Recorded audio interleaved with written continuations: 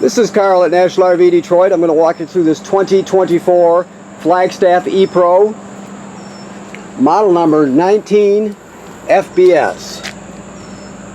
Okay, FB is for front bed, S for slide out.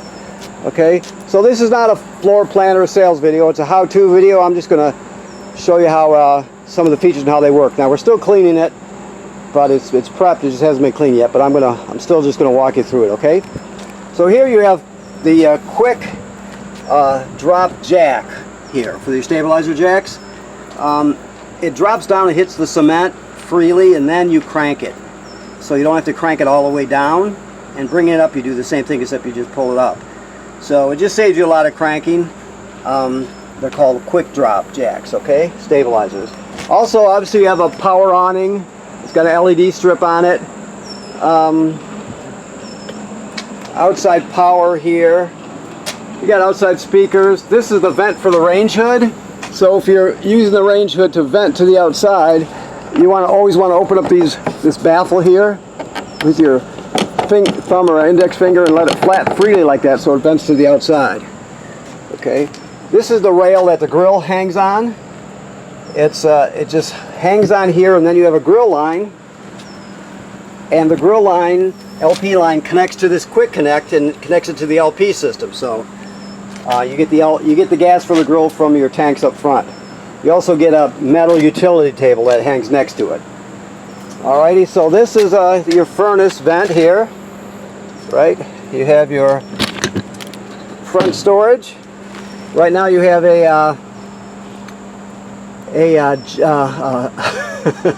you have a hitch here. It's a Husky centerline weight distribution hitch with built-in sway control. We'll show you how that works when you pick up. This piece here is an extra piece for your bicycle rack on the front. You probably never have to use it, but you get it anyway just in case.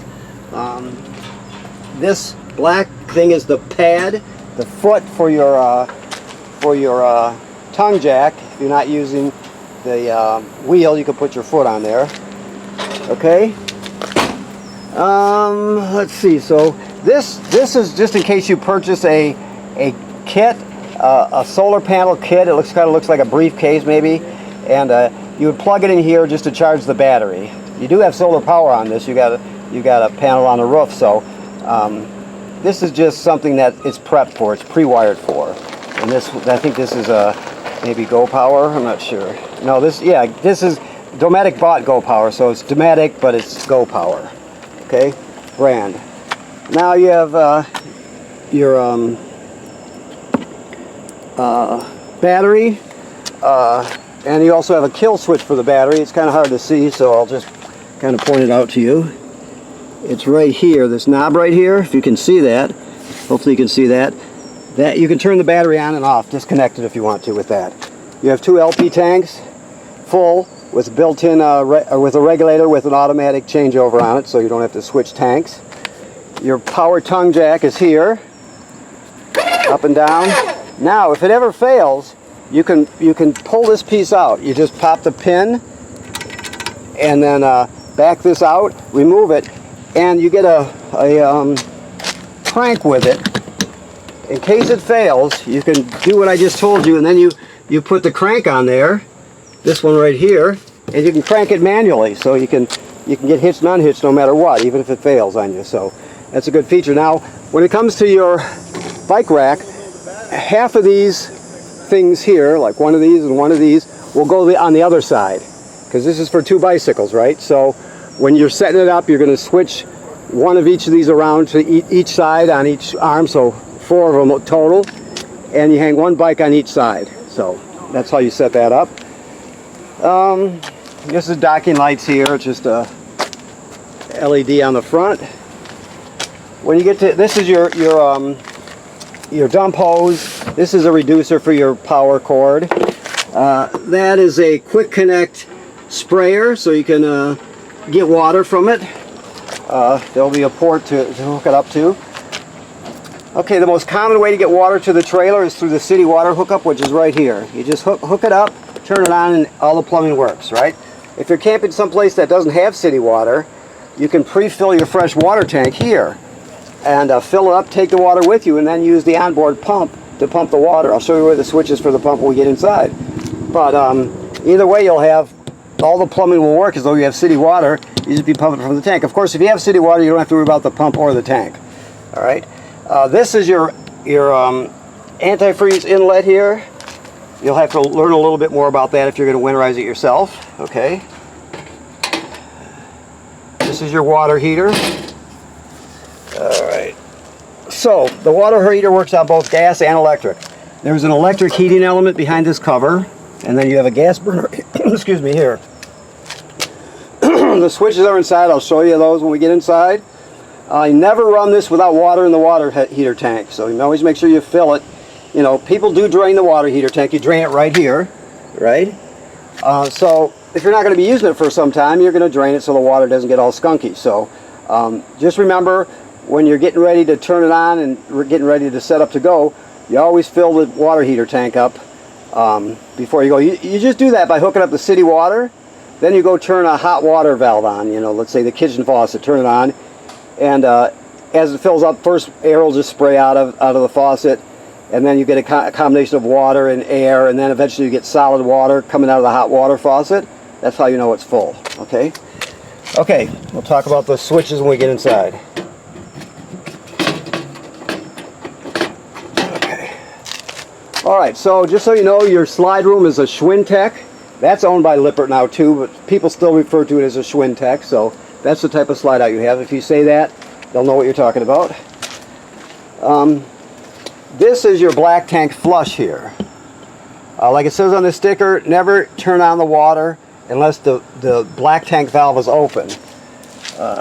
This is the black tank valve right here. The larger one is always black water, toilet water and waste. The smaller valve is always sink and shower water, almost always. You know, it's almost always. So just make sure you leave the valve open. You can hook the hose onto here, turn it on at the dump station. It'll spray out your black tank, clean off the sensors and all that sort of thing. It's a good thing to do. It gives you a good accurate reading on on the monitor panel because the sensors are nice and clean. So it's a good thing to do. You have a 30 amp, 30-foot cord here, and I showed you that you get that 20 amp adapter, so you could just plug it in at home if you wanted to pack up or something. And you don't have a 30 amp plug, you can just put the adapter on there, okay? Alright, and this is of course where you put your sprayer. That quick connect plugs right into there. Alright, so we're in the back. You have a ladder, what makes it easy to access the roof. So the manufacturer states every 60 to 90 days you want to inspect the roof. By inspecting the roof, they mean somebody goes up there, you can walk on it. Somebody goes up, just be very careful. Somebody goes up there and looks at all the sealant, make sure there's no cracking or separation where water could get through. They look at the roofing material and the roofing attachments, make sure they weren't damaged by, you know, low branches or road debris flying up there or anything like that. You're just making sure everything's okay. Odds are you'll go up there year after year after year after year and not have to do anything, but that's why you inspect it, just in case, so you can stay ahead of things, all right? Also, this is pre-wired for a backup camera. That's a Furion backup camera kit, fits that. We sell them here, you can get them elsewhere. Just get the kit that fits that housing, okay? Alrighty, so let's go inside. Here we go. So, we'll start off with the panel, just because it's right here. So, you have your slide room in and out, your awning in and out. This is connect to the app, right? Let's see what else we have. These are just lights here. You can see. Now, the one that says fridge, this is important because you do have a solar panel on this, right? And this refrigerator is a 12-volt DC refrigerator. Make sure you always latch it so it doesn't dent the door. But it's a 12-volt DC refrigerator. Now, you do have a solar panel. The solar panel can't continuously run the refrigerator. Especially over the winter when it's cloudy and stuff, for example. But if you shut the refrigerator off, like it is now, that's on, that's off. If you shut it off when you put it in storage and it's outside, the solar panel will charge the battery, so you have good strong battery. But if you don't, the refrigerator will compete with the battery, is what I'm saying. So it's a good thing to shut off when you don't need to use it. Not all trailers have this feature. It's a very important feature if you have a 12-volt solar system with a 110 volt AC inverter, which we do have. Okay, we'll talk more about that in a couple of minutes. The Connect is just for the app, if you want to get the app. Water heater on gas is right here. Electric is right here. Your water pump we talked about is right there. So you use that water pump to pump water out of the fresh water tank if you don't have city water. You also use it to winterize the trailer. Your tank heaters, you do have heating pads on all the tanks, the storage tanks. Freshwater, gray tank, black tank. So you would turn that on, and it extends your camping season. It can keep your tanks from freezing for a longer period of time. Okay, and of course all your levels. Tells you everything: battery, tanks, everything. That's why it's good to flush your black tank and clean off the sensors. That way you always can get a good reading from your black tank, which is the middle one right here. Well, if you don't, it can go either way. So, okay. Microwave works like any other microwave. Your refrigerator is 12 volt DC, always latch it. This down here, now we're getting into the power system, so this down here is your power converter, right? This converts AC to DC power mainly. So when you're plugged in, you got 110 AC at this side here with these circuit breakers, just like you'd have at home. Then the power is converted to 12 volt DC on this side, so you got 12 volt fuses. And they're all labeled also. If any of these blow, they'll light up, so you can tell it that you need to replace it. This is also a battery tender. It'll sense how much energy your battery on the tongue has and needs, and always keep it charged up as long as you're plugged in. So it's a distribution panel for AC. It's an AC to DC converter, and it's a battery charger. So that's called a power converter. While we're here, I'll just show you this. This is the carbon monoxide LP gas detector. It should always be glowing green like it is. If not, get it serviced. I mean, if for any reason it's not green and you push the test button and it's not working, get it replaced right away, because obviously it's very important. It'll tell you if you have an LP leak or you're getting carbon monoxide buildup. Also, if it's beeping very slow like it just did, that's a low battery alarm. So it does three things: carbon monoxide detection, LP gas, and low battery. Okay? Alrighty. So, we're talking about power here. So we'll come over here. This is obviously your griddle here. This is the power inverter. You don't need to run it unless you're inverting power for a reason, but he's prepping it, he's got it turned on right now. So basically, what this does is it takes 12 volt DC from your battery and it inverts it to 110 AC. Then it sends it to your receptacles, right? So let's find a receptacle here. There's one right here. And here's one over here, right here. That's inverted. So you could take a 110 AC appliance like a blender or a coffee pot or something like that, and if you have got no AC power, you're not plugged into anything, you just have battery, you can turn on the inverter and you can plug it in and run an AC appliance. Okay, that's what it's for. So that's how you turn on that's the inverter, and that's where you turn on. You don't need to invert. You gotta hold it a minute to shut it off. There it goes. You don't need to invert or turn the inverter on unless you need to invert power. There's no reason for it. The more battery storage you have, the better it is for the inverter. So you want to get you want to have two batteries up front, jump them together so they stay at 12 volt.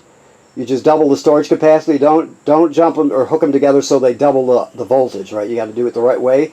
I think on the inside of the lid of that battery box, it'll give you directions on. It's got like a schematic there that tells you how to do it correctly. Okay. Better batteries, the more power you have to work with. That's the bottom line. So over here, this is the solar controller. The only button you have to worry about is this one that says back. So let's just do this. Come on now. So this is telling us that you got 14. It's rotating now. Let me just come around. Okay, 14.2 volts DC, right? And this is telling you what you're getting from the solar power. This is the temperature, right? Right here where it says 0.0 amps, that's the solar gain. Now the reason it's not telling you exactly what you're gaining from the solar panel is because we're plugged in. So it doesn't need to. It shuts itself down basically. So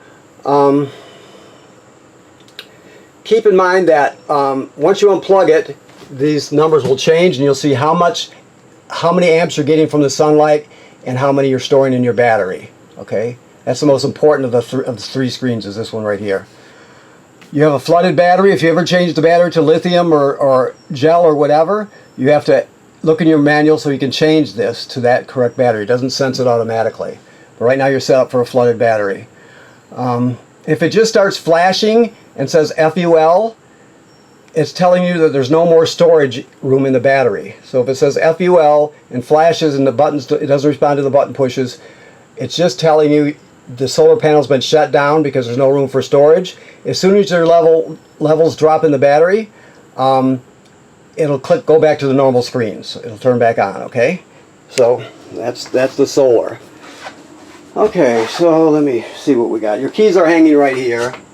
The buttons that don't, or the lights that don't work with the main switch have a, or the lights that don't work with the same switch have a button in the middle. This is your range hood fan, and it has a light also. So if you're going to run this, you want that baffle open outside on the vent, right? So it vents to the outside. All right, cover for that. Okay, now let's see what we have here. What model we have?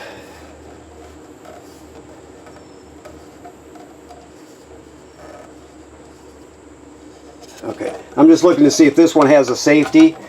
They ship them both ways, and sometimes it can throw you. So let's first of all just assume he's got the gas turned on. So you have three knobs here for the three burners, right? This one's for the oven, and this is your sparker. You turn this clockwise. Let's see what he's got. All right, so let me, how am I going to do this with one hand? I'm going to set it down for a second. Bear with me. Yeah. So, you have to, let me get a hold of this here. Shucks. You have to depress this to light it, see? So whenever you're sparking it, you want to put it to light, and then you depress it, or it won't light. So keep that in mind. That's a safety, and it's a good one too. That way kids can't just bump it, and a dog can't jump up there and accidentally turn it on, and you get, gas starts flowing out. So keep in mind you do this. This goes clockwise to spark. The oven is a little bit different. The oven has a pilot light, right? The pilot light is at the bottom all the way to the back. Maybe we can see it spark. See the spark back there? Okay. So you go to the oven knob, you go to the picture of the flame, right? Then you depress it. You keep it depressed during the whole lighting procedure. You start sparking it till the flame down there lights. Once it lights, you hold it in for another 10 or 15 seconds to heat up the thermocouple. Once you do that, you'll go to operating temperature, and it'll cycle as an oven does. When you shut it off, the flame goes out, but so does the pilot light. So you have to relight the pilot light each time you use the oven. Light here, and oven light there. Okay. Always travel with this down when you're traveling, or else it can break. So keep it in the down position. Now, let's see what else we have here. Your TV is on a swing out bracket, so you can adjust it. You see that green LED over there? There's a little black button next to it. You always want that green LED on, way back there. That tells you your digital antenna is on. So you always want that on if you're using the antenna, otherwise you won't get a good picture. This also has this latch. See this little barrel here? And then this receiver for it. This will clip right into here and latch into place so it doesn't fly around when you're traveling down the road. So you always want to make sure you lock it in place. This TV, let's see what we got here. Yeah, so this one is not just a TV. It has Bluetooth. It has two speaker zones. One is inside the trailer, two is outside the trailer. Maybe it's A and B, I'm not sure. And it has FM radio also. So it's your sound system, your Bluetooth, and your TV set. Alright. This is just storage here. I'm not going to open it all up because I got this in the way, but that's your storage.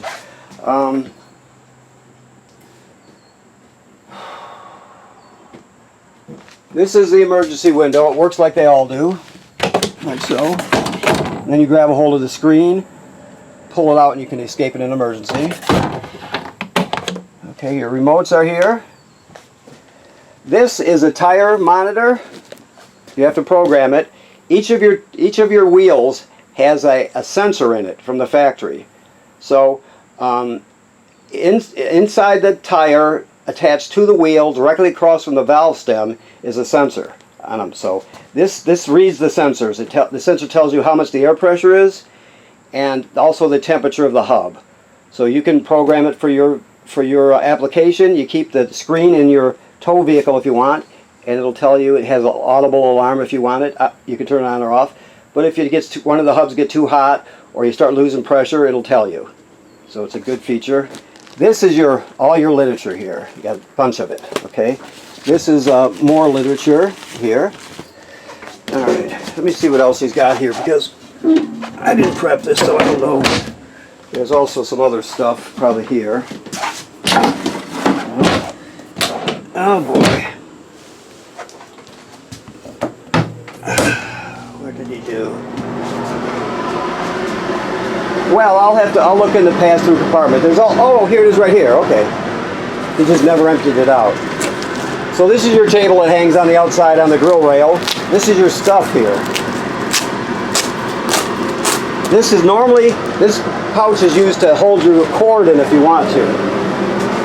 I'll put all your stuff in this drawer, these drawers, so you can know where they're at. Please excuse my camera work.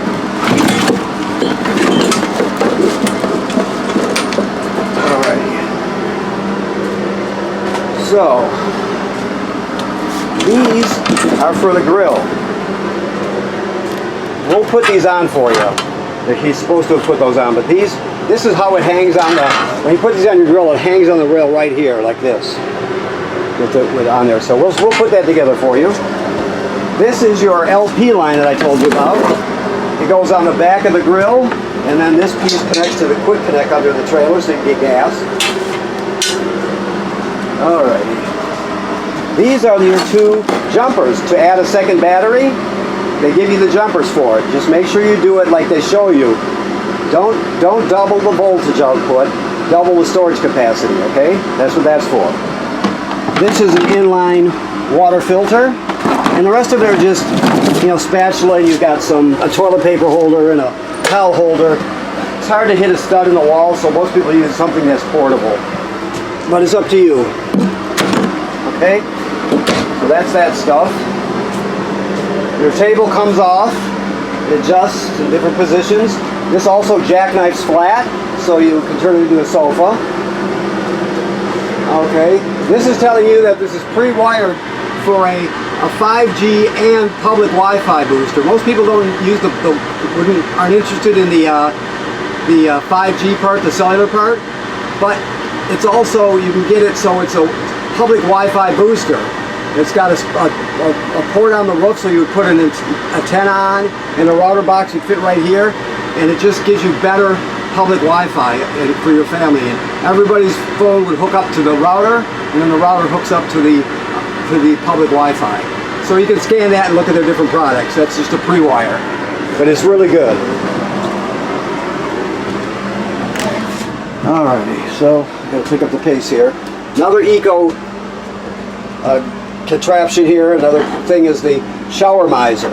So, alrighty, so that's off. So off means it's going to recycle, or excuse me, recirculate. So what it does, when you put it in this position, you turn on the hot water. Normally, the perfectly good fresh water would go down the drain, so you're wasting perfectly good water, plus you're wasting space in your gray tank. Places with droughts, you're not allowed to do that. So you do it like this, it just recirculates it in a loop. And it goes by the water pump, through the water heater, and up to here, around and around and around. It heats up. Once it heats up, this will change color here. This plastic will get more of a brownish, beigeish color. You'll see it plain as day. Once that happens, you know it's heated up, and you will flip it to this position. You can see the picture of the shower there. So you flip it to that position, it works like a regular shower. It's just heated up, the water's heated up without it wasting any water. So that's what that's for. This is a 4-speed fan. It works really well. You got a cover over it so you can open it during the rain, whatever you want to do. You put it in storage, leave it open an inch or so you get a little bit of ventilation. It's a good thing to do. The toilet works like all RV toilets. It sits right over a black tank. You got a flush pedal here. So what you do, excuse me, you hook up your power and your water, you come in here, you put a dose of chemical right in the bowl, then you stand on the pedal and hold it down so you put at least a gallon of water in the tank along with the chemical. You can use more than a gallon, just don't use less. Once you do that, you're all set. If you don't do that, it's considered using it dry. It'll be clogged up for sure, and the smell will be terrible, and it will be a mess to straighten out. So never run it without water and chemical in it, okay? Alrighty. That's a GFCI. All the plugs in the trailer are wired to the GFCI. Okay? Let me look and see if I forgot anything. Also look at the Flagstaff, if you haven't yet, their online videos from their website. Look at those. You can also look at YouTube stuff and you'll see a lot of good stuff. If there's something you're not comfortable with yet. So, okay? I think that does it. So I want to thank you for purchasing your trailer here at National. Gosh darn it. One more thing. The thermostat. It's a new thermostat. You poke it to turn it on, then you're going to push it to go through the different modes. Cool, heat. Let me get back to cool because that's what we're doing. Right, and then you can set the temperature by going like this. Okay, setting it. If you want fan high or low or auto. When you're running the air conditioner, it's best to run it on auto. The furnace, it just doesn't use the fan. So anyway, it does everything you need to do right here. It's a really good product. I think all these things, I know all these things have apps too. Some of the apps are useful, some are just gimmicky, you know. So you'll have to go through it. Like I said, there's an app for this control panel here. You connect it right there. So, okay, all right. So now I want to thank you for purchasing your trailer here at National RV Detroit. Please remember to inspect the roof regularly, 60 to 90 days. Keep after any problems you see. Odds are you won't have to do anything for a long time, but you don't know. That's why you inspect, to stay ahead of things.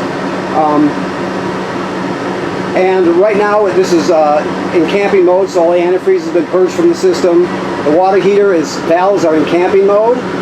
There's water in the tank, and the entire system has fresh water in it, so you're all set for the summer, okay? Thank you.